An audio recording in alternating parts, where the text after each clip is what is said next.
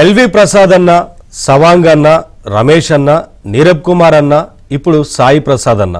జగన్ ఆయన కార్యాలయ వేధింపులకు గురైన బాధితుల జాబితాలో కొత్తగా సాయి ప్రసాద్ అన్న కూడా చేరారు.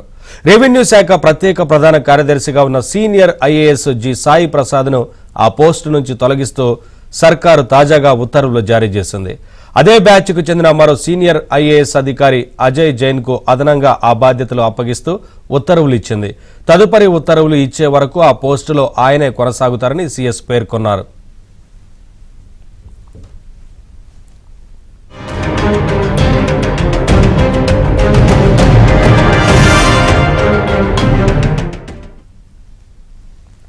ప్రస్తుతం సాయి ప్రసాద్ సెలవులో ఉన్నారు. కుమార్తె పెళ్లి పనుల్లో ఆయన తీరిక లేకుండా ఉన్నారు.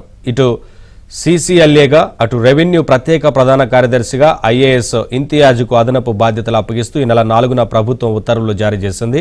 సాయి ప్రసాద్ సెలవు ముగించుకొని తిరిగి వచ్చాక ఈ జోడు పదవుల్లో కొనసాగుతారని ప్రభుత్వ ప్రధాన కార్యదర్శి కేఎస్ జవహర్ రెడ్డి చాలా స్పష్టంగా అందులో పేర్కొన్నారు. సరిగ్గా వారం రోజుల వ్యవధిలో ఏం జరిగిందో అజయ్ జైన్ తెరపైకి వచ్చారు.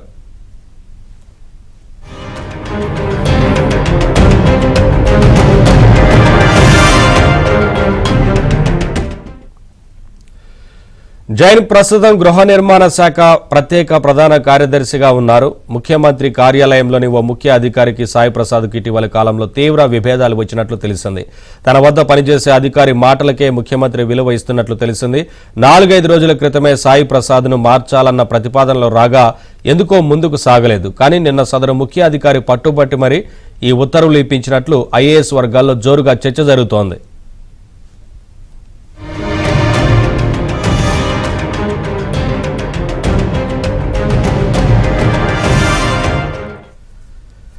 ప్రభుత్వంలో ప్రభుత్వ ప్రధాన కార్యదర్శి తర్వాత సీసీఎల్ఏ పోస్టు నంబర్ 2 లోగడ మన్మోహన్ సింగ్ ఇటు రెవెన్యూ ప్రత్యేక ప్రధాన కార్యదర్శిగా సీసీఎల్ఏగా ఏకకాలంలో 2 పోస్టులు నిర్వహించారు. ఆయన రిటైర్ అయ్యే వరకు వాటిలో కొనసాగారు. తర్వాత నీరబ్ కుమార్ ప్రసాద్ను కూడా 2 పదవుల్లో కొంతకాలం కొనసాగించారు. రెవెన్యూలోనే ఓ జూనియర్ అధికారి రాజేసిన ముసలంతో నీరబ్ను 2 పోస్టుల నుంచి తప్పించి అటవీ శాఖకు పంపుతూ ఉత్తర్వులు ఇచ్చారు. అది జరిగిన 48 గంటల్లోనే ఆయన తిరిగి సీసీఎల్ఏగా కొనసాగిస్తూ మరో ఉత్తర్వు ఇచ్చారు.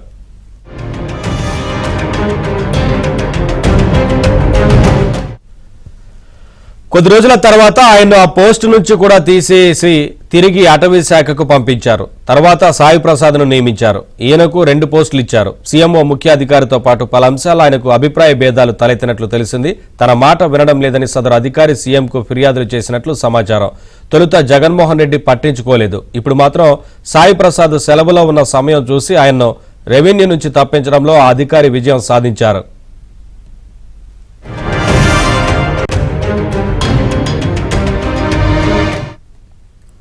నిజానికి ఆయన గత ప్రభుత్వంలో చంద్రబాబు వద్ద ప్రత్యేక ప్రధాన కార్యదర్శి హోదాలో సీఎంఓలో పనిచేశారు. జగన్ సర్కారు వచ్చాక చంద్రబాబు వద్ద పనిచేసిన అధికారులకు కీలక పోస్టులు ఇవ్వలేదు.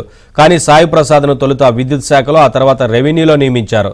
ప్రభుత్వంలో సీఎస్ తర్వాత నంబర్ 2 పోస్ట్ అయిన సీసీఎల్ఏగా ఆయనకు అవకాశం ఇచ్చారు. కానీ సీఎంఓలో పనిచేసే అధికారితో మొదలైన వివాదం అనేక మలుపులు తిరిగి చివరకు పోస్టు నుంచి తప్పించేదాకా వెళ్లినట్లు ఐఏఎస్ వర్గాలు చెబుతున్నాయి.